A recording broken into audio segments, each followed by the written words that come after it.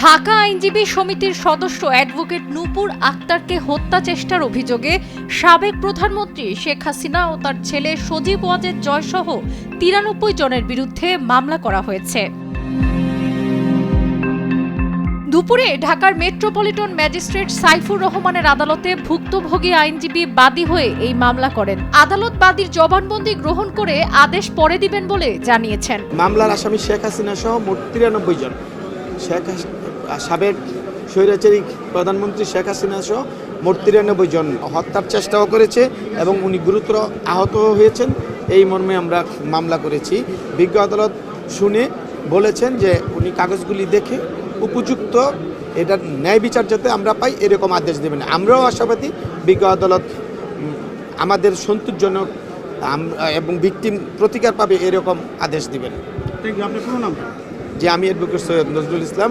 আমি মূলত মামলাতে আসছি, আমি আইনজীবীদের বর্তমান প্রতিনিধি হিসাবে একজন আইনজীবী ক্ষতিগ্রস্ত, এই জন্যই আসা।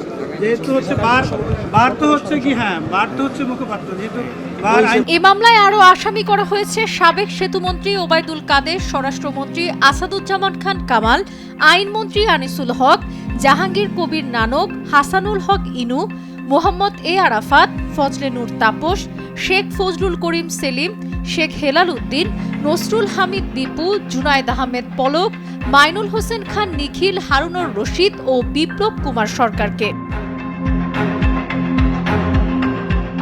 মামলার সূত্রে জানা গেছে, বৈষম্য বিরোধী ছাত্র আন্দোলন চলাকালে গত ৪ আগস্ট বিকেল ৩টার দিকে রাজধানীর মোহাম্মদপুর এলাকায় ভুক্তভোগী নূপুর আক্তার অংশ নেন। এ সময় হত্যার উদ্দেশ্যে তাকে গুলি করলে বাম হাতে একটি গুলি এবং মাথায় আরেকটি গুলি লাগে। এতে তিনি গুরুতর রক্তাক্ত জখম হয়।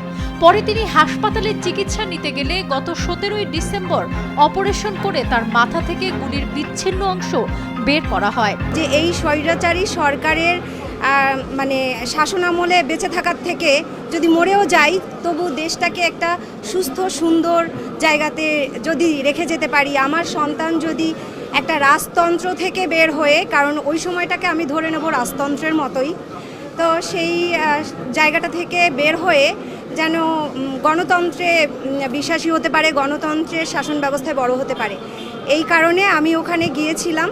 এবং ৪ আগস্ট সব জায়গাতে গাড়ি টাড়ি আপনারা জানেন যে সব কিছু বন্ধ ছিল। আমি কেরানীগঞ্জ থেকে আমার যারা আরও নেতাকর্মী ছিলেন সবাই আমরা একসাথে যাচ্ছিলাম, জাতীয়তাবাদী দল বা অন্যান্য দলের যারা ছিলেন।